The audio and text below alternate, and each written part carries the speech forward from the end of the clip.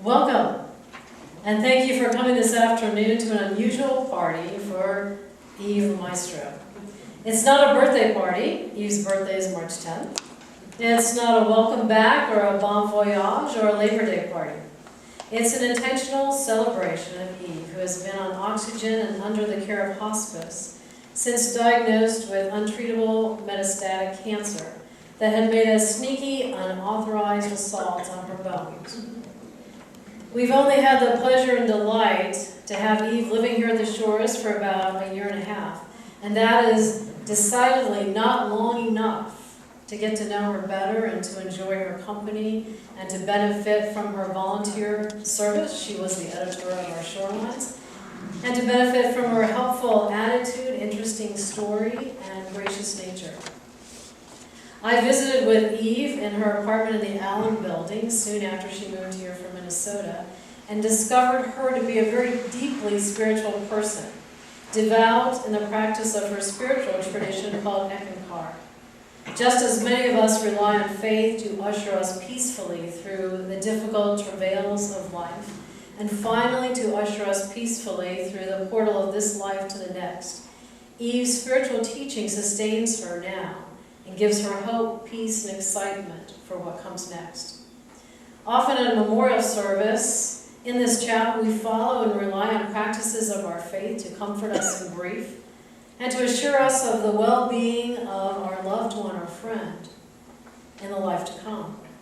We typically celebrate that individual's life with histories and stories told by family and friends. We sing and pray and find strength in the fellowship of one another. So this celebration of Eve this afternoon has some elements that we're used to, but it's in a structured party atmosphere with Eve as the honored celebrant and guest. We will celebrate Eve. She'll tell us a little more about herself. Later you can come up and look at these pictures from her life. And as her community of caring, love, we will respectfully honor Eve's Eckankar spiritual teaching as we learn a little more about it and are given the option to do the Who chant, a song of the soul. Helping with this will be Stan and Marcia Van Egmond, local directors of Eckankar. Before we get to the fellowship and reception, which will be in the rear of the chapel, you will have an opportunity to share your own memories or stories about Eve, and I'll bring the microphone around to you. Some of you, your stories may make us laugh, but yes, for sure, this celebration of Eve will be tender. Yes, tears will be shed, and friendship sealed, and love expressed. It struck me as especially sad, difficult, and pointless to hold a more customary memorial service for Eve. So this celebration of Eve is intentionally held while Eve is still feeling well enough to participate and celebrate together with us. We freely admit to sadness, don't we? To grief that begins to settle in long before the hour for final goodbyes has arrived. The reality is that we don't have nearly as much time as we expected for a deeper friendship and connection with Eve. So we are seizing this celebration as an accelerant for a way to squeeze extra months into an afternoon. We are rallying around Eve so she won't go through this ordeal alone. so that she'll know beyond a doubt that we are one big, caring, extended family formed organically here in the Shore Shangri-La. Since this is a community of living longers, we are well practiced at holding on to one another for resilience in the stark reality of our mortality and in the inevitable vicissitudes of grief and loss. Being familiar with the rituals does not make it any easier, nor does it reduce the intensity of the emotions. My hope is that Eve and you, her good friends and neighbors, her newer friends and Shore's community will find the celebration of her life and being both a comforting and a joyful occasion. Eve, I hope you can take a moment to feel this invisible group hug from all of us. Feel it? Feel it? Eve is a uniquely lovely and very special person. I'm privileged to be her chaplain and to be a part of her celebration. I think we should get started with a big crowd wave. What do you say? We're starting over here.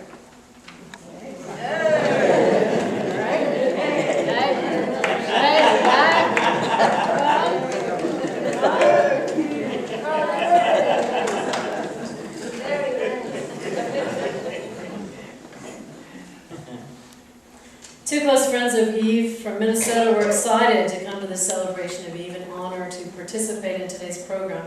But in all our planning, what we hadn't anticipated was a brash hurricane to crash our party. Hurricane Dorian's slow amble on its trajectory towards Florida put her friends Barbara and Allison on alert.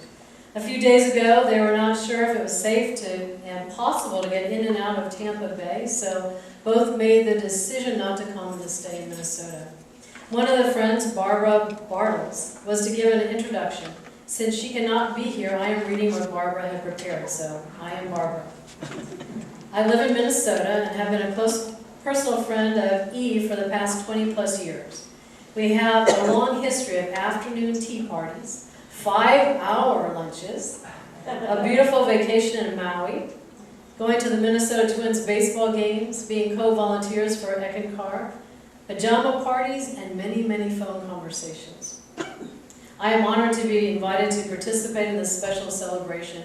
Thank you, Jan, for suggesting this party for Eve, and to MJ and all of Eve's friends who planned this event. As I introduce Eve, I would like to share a story about the time Eve came to pick me up from the emergency room. I'm still Barbara speaking. When I fell and shattered the bones in my right arm. Because of the complications of this type of surgery and the need for a specialist, they sent me home for 3 days while my fiance, now husband John, took care of me until Monday when Eve picked me up and took me to the hospital for my surgery.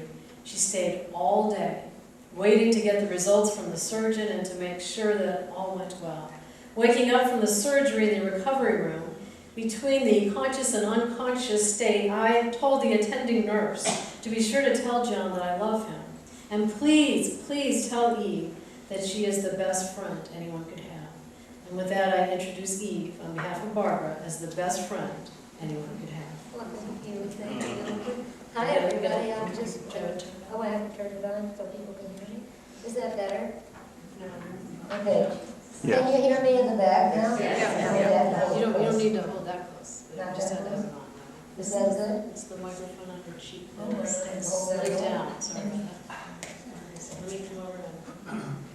Technology, you know.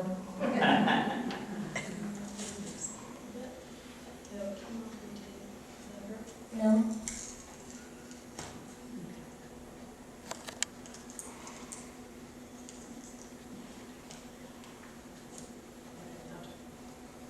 Can you hear me now? Yeah. Good. I can hear me now too. Around the age of 70, I began to wonder about retiring. I was working in human resources at the city of New Hope in Minnesota. It was a job I loved, with great people and an excellent boss. I had no retirement plans, such as playing golf or moving to a warm climate, so I was in no hurry. But I did find myself slowing down somewhat and wondering what it would feel like to be retired. But no answer came. As I neared 80, I wondered even more. What would it feel like? Where would I live? What would I do all day? The answers were not coming, and I didn't push it. I was happy where I was, and I just stayed there. Then one fateful day, I was watching Wheel of Fortune, and there was a blurb about a new Dale Chihuly Museum in St. Petersburg. An old friend of mine had recently moved to St. Pete, and I thought it would be nice to connect with her and see Dale Chihuly at the same time. So I sent her a card asking if we could get together for lunch or dinner if I actually visited St. Pete. She called me up and she said emphatically, no. No, we could not get together for a meal or a snack. You must stay with me. I wasn't that excited about staying with anybody. I wanted my own space. But I thought back about our relationship. She was a dear friend and a great communicator. She always stayed in touch. She had a wonderful memory and remembered everything. Where a person lived, where they went to school, whether or not they married, if they had kids. She remembered it all. I was just the opposite, but I did remember Mary Jane. We had worked together at Moss Brothers department store in Clearwater, Florida in the early 1960s. I moved out of Florida in the early 70s, but Mary Jane always kept in touch, so I knew when she sold her house, when she retired, and that she was now living in St. Petersburg. I thought it would be fun to connect with her, so I relented and stayed with her on a short trip to St. Petersburg. Mary Jane was now living in a retirement community, a very beautiful one, right on Tampa Bay.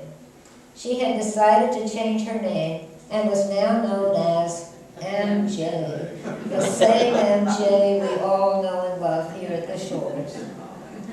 We had a wonderful visit, and I began again to wonder about retirement. But could I afford it? Did I want to make such a drastic move? Did I really want to live in Florida again? Well, it turns out, I guess I did.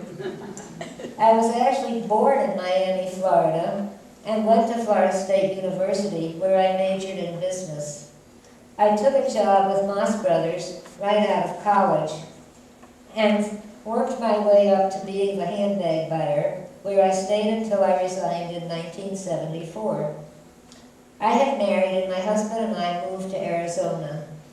A year and a half and a divorce later, I moved to Wisconsin and resumed my retail career as a handbag buyer.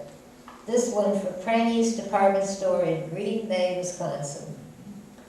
Wisconsin became a major turning point in my life. I arrived there broke, angry, and very overweight. First, I adjusted to the climate. I had lived in Florida and Arizona. Wisconsin was a lot different. Next, I hit bottom and went to Overeaters Anonymous, where I lost 90 pounds and gained a new life. I started to like myself again. I found a new spiritual path, Eckankar, which taught me that we are soul, and soul is eternal. That lit up for me, and I joined Eckankar. Eckankar's home base was in Minnesota, and when it was announced that a temple was being built in Chanhassen, Minnesota, I knew immediately that I wanted to move there, and that is what took me to Minnesota. It was in Minnesota where I started wondering one more time about retirement, and I was living in Minnesota when I learned about Dale Chihuly and decided to visit MJ. That visit was also a major change in my life as it led me to retire and move to Westminster Shores. I moved here in February of 2018. I mentioned Eckankar in the bio that ran in Shorelines, introducing me to the community, and that brought up an often asked question, what is Eckankar?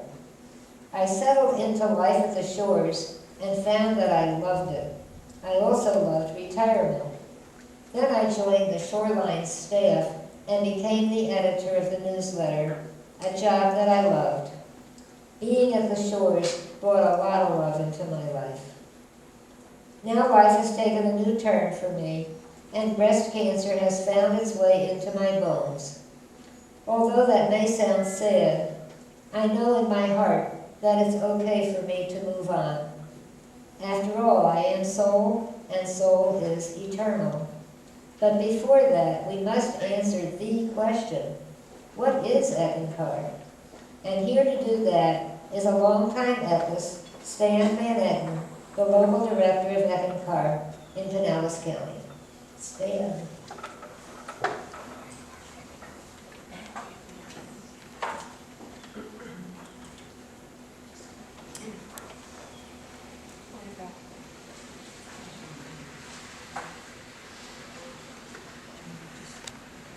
I've been a member of Eckankar for 47 years and have found that for me, the purpose of Eckankar was to make God an everyday reality in my life. I came to realize or understand that I was soul more than the physical body. That I had, as soul, the God knowledge within me. The teachings of Ek, or the Holy Spirit, will awaken the knowledge and love for the divine things that are already inside of you. And the other thing is that I have found that the road to God is surely an adventure of a lifetime. Each of us is connected to God through divine spirit, or what we call the Ek, which can be heard as sound and seen as light. Eckankar offers a spiritual toolbox to help one experience the light and sound of God, or the Holy Spirit. In order to do that, there are many simple daily spiritual exercises that one can do to have an experience with the sound and the light of God. When one does that, one can have their own personal experiences with dreams, past lives, and soul travel on their spiritual journey. And Eckankar teaches us how to recognize the light and the sound of God. Eckankar teaches simple spiritual exercises, as I have said, to experience this light and sound, or the Holy Spirit. A spiritual exercise can be as simple as relaxing and singing the word Hu, an ancient name for God. As we practice these spiritual exercises, we learn to recognize the presence of the Holy Spirit in our own lives. We learn that each of us is soul, a spark of God, sent here into this world to gain spiritual experience. And as we unfold spiritually, we learn to express the love of God through service to others. Karma and reincarnation are primary beliefs of Eckankar. The Ek, or the Holy Spirit, helps us purify ourselves of karma or sin, making it possible for us to accept the full love of God in this lifetime. And with that, we gain wisdom, charity, and freedom. Therefore, Eckankar is the path of freedom. Now I would like to invite Marcia Van Eckman, my wife, up here. She is the local spiritual services coordinator, where she will talk about the Hugh song and so forth. So at this time, I'd like to introduce Marcia.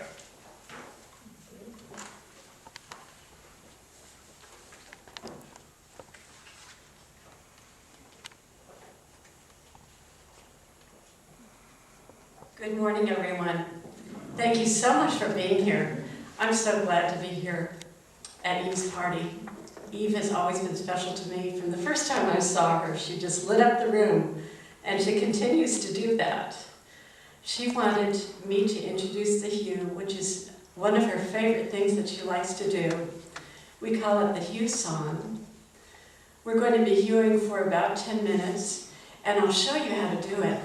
We're going to also read a quote, but I wanted to talk about hue for a minute. It's an ancient name for God, a sacred word. And hue can make everything seem finer. It can make the vibration seem better. Sometimes it can heal a broken heart. We consider it to be a non-directed prayer, which means that really it's just love out to everyone and everything. And I love singing hue. It's different every time, and it can be different for everyone. It's for all faiths and all religions. Anyone can do it. And I know Eve loves it so much, so she really wanted it introduced to you. We're going to hue for about 10 minutes, and I'll show you how it's done. You don't need to sing if you don't want to. You can just listen, or you can join in. And we do it like this. Hue. First, I'll read a quote, and then we can start. We're going to hue, and then we'll have a few minutes at the end for silent contemplation, where you can listen to what God has to say to you. And at the end, I'll say, may the blessings be.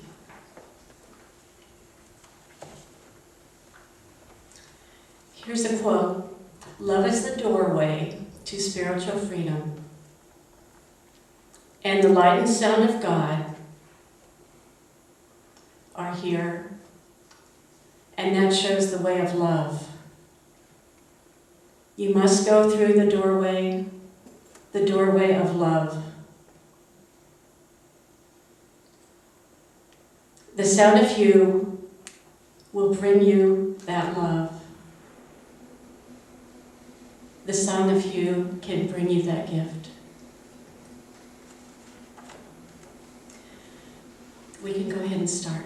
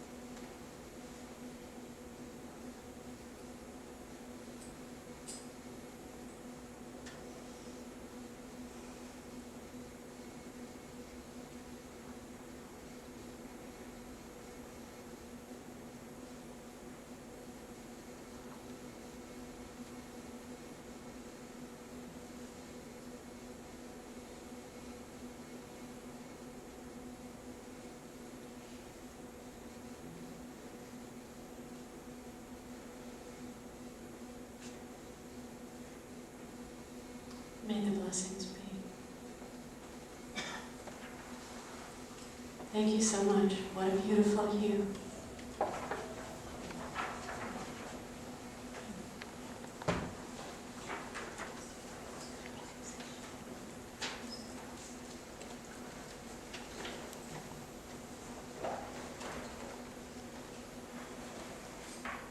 Now we've come to the time of the party when we get to hear more about Eve and share stories, and we're going to start with Bunny.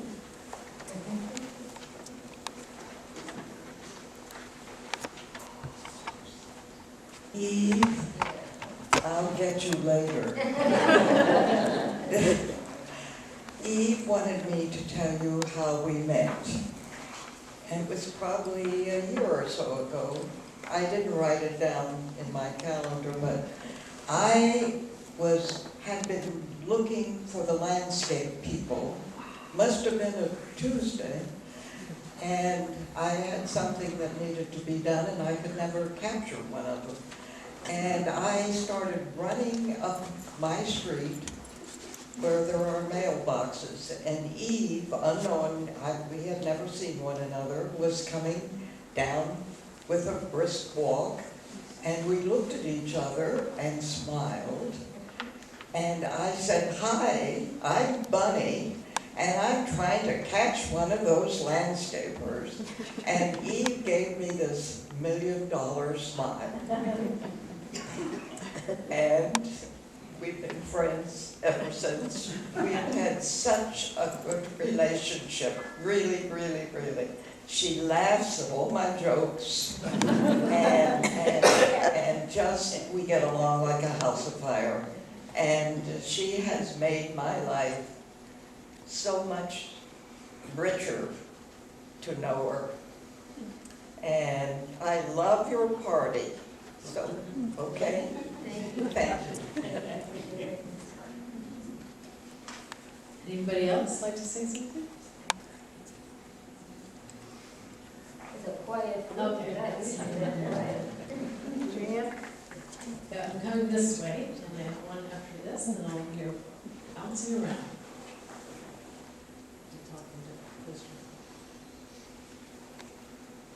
I don't know where to begin with gratitude for Eve. I had taken on so many projects and like a one-man band, and physically I started really having some challenges. And Eve stepped in and took the one little piece that held me together. And I was so grateful. Even when she had many challenges that she never spoke about, she just constantly gave love. And I thank you. And I'm so grateful that I've gotten to know you. Thank you.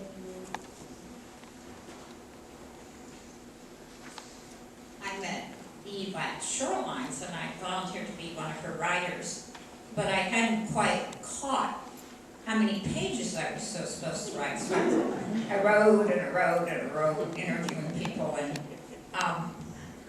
then she sent me an email and said, no, it can't be that long. I said, well, I'm so sorry I sent it so much. And she said, oh, I stopped after the first 500 pages.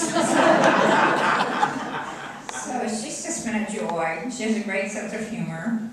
And we're going to miss her tremendously at the Shorelines, but we'll hear her laughter somewhere coming towards us. So thank you very much, Eve.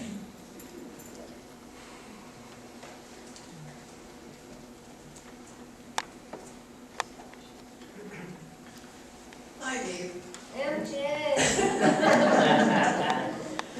I think this is a very interesting part of the story, and Eve told it all to you, except what she didn't tell you was, over this 50 years that we had been friends and exchanging Christmas cards, there was nothing else in between. It was December to December.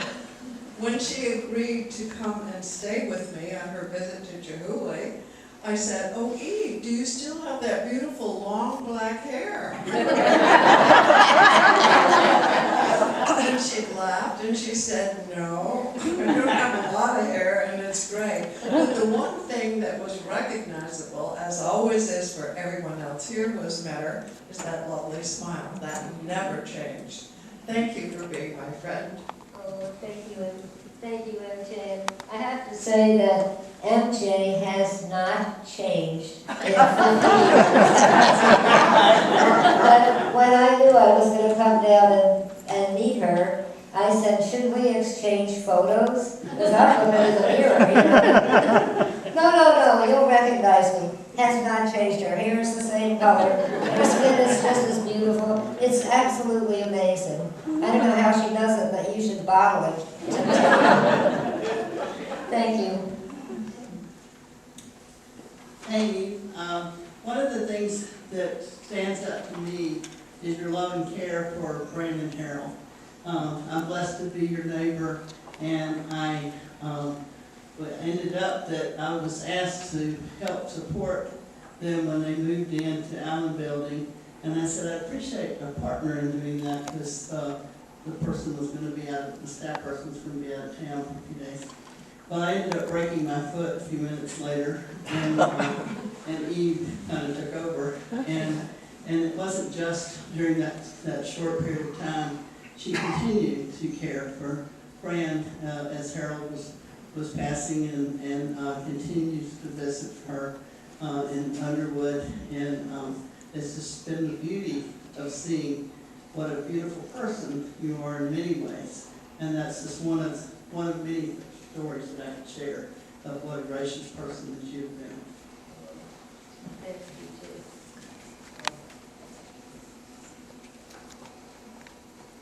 Eve, I just wanted you to know that this hopefully is the final draft of the writer's guidelines. We just need to get it approved by the editorial board and we're ready to go. I have to say, this was one of the things I wanted to accomplish as the editor of the newsletter, was to put together some guidelines. So if questions like, how long should it be, would be answered, and other questions. And we worked on it, and then as I was getting sick, I was doing less and less on it, and I really appreciate that you stuck with it, and you're going to put it together. I think it's going to be very helpful. So thank you so much. Whenever I went up to talk to Eve before the celebration and congratulate her on having this, it was a feeling of we all are afraid of death. We're afraid to move on. And I said I equate that to our forefathers in the old country. When times had gotten bad, that they were offered a trip to the new world. Yes, it was scary because no one had any idea what this new world was going to be, just as we don't know. But with their strength, they got on the ship, they traveled over the oceans with people they had no idea who they were, and they ended up in the new world to make a new life.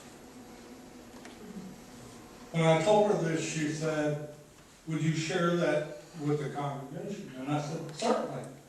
I said, because all I can do is think of this as a waiting room here at the train station.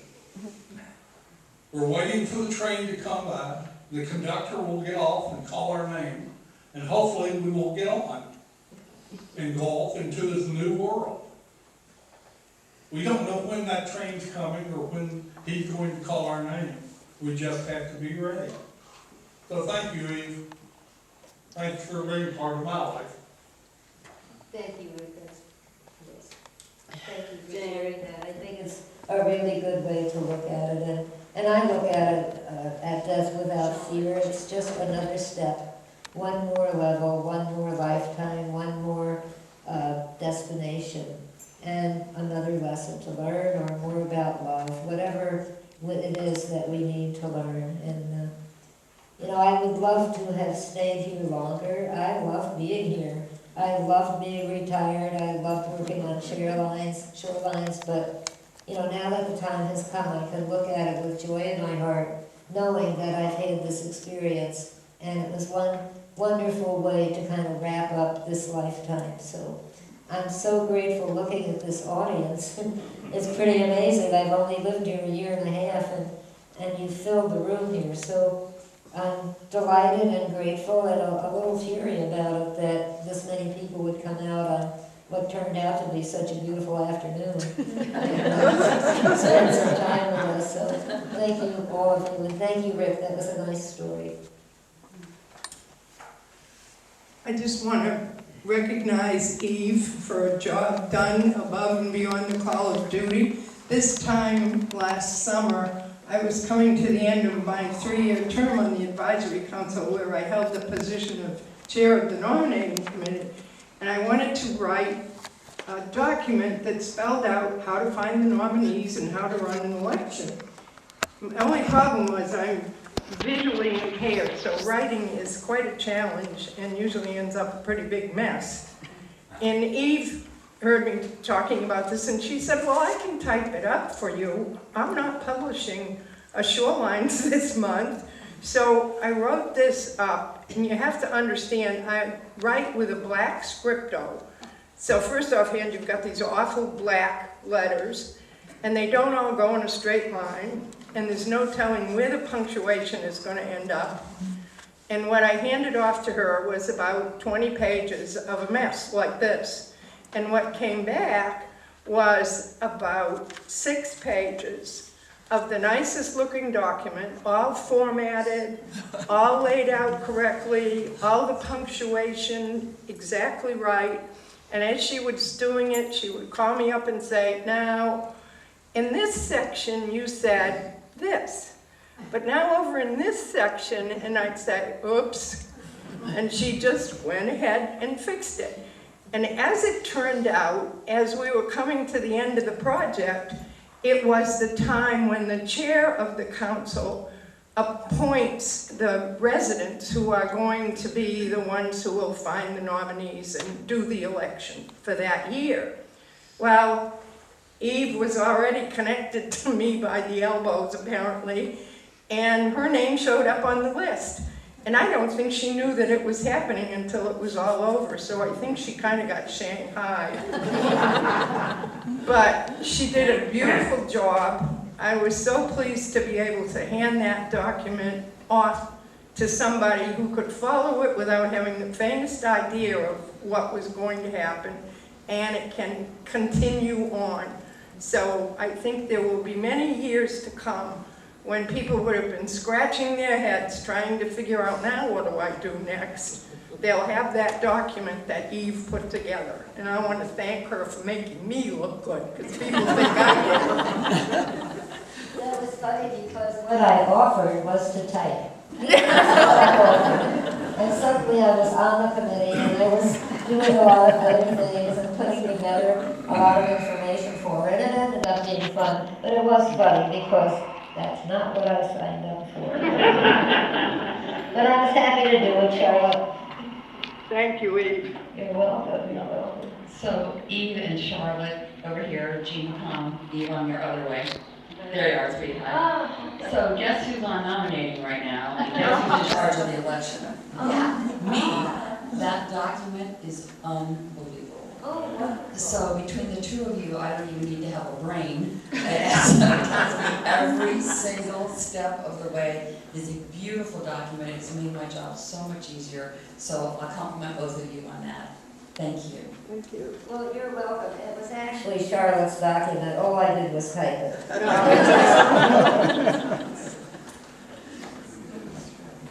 I didn't know what I was doing when I said, oh, I can help with the shorelines. That's how I got into it. Eve, you have created a great pathway for us, but it's taken a lot of us to really follow that pathway. Without Hal Jensen, it's taken the two of us to put together the first issue. But we are publishing September 15th.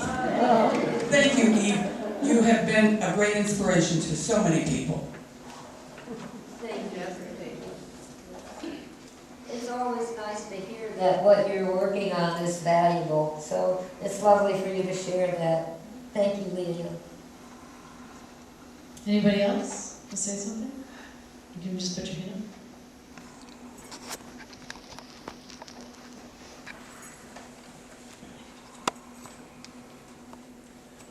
Hello, Eve.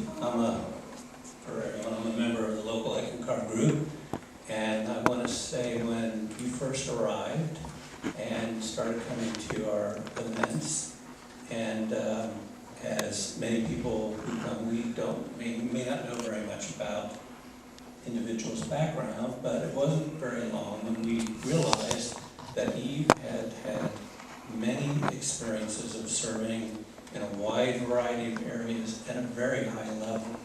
Her capabilities were among the highest of all of us here. And yet the thing that stood out to me the most was her humility, because she was willing to do anything, however small, even though she could do a lot more. She was very patient and willing to work with our local group. And she, I would say, it's because we want to get to know people better and know what they're capable of, her patience and her smile throughout all of this was such a joy to me, and I know to everyone.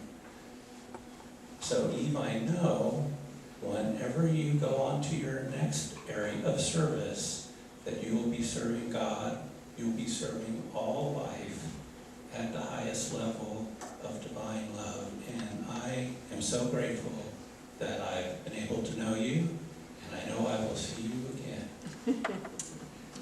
Thank you so much. That's very tender. Very kind. Last call. Anybody else? You know, there's food in the bag. Otherwise,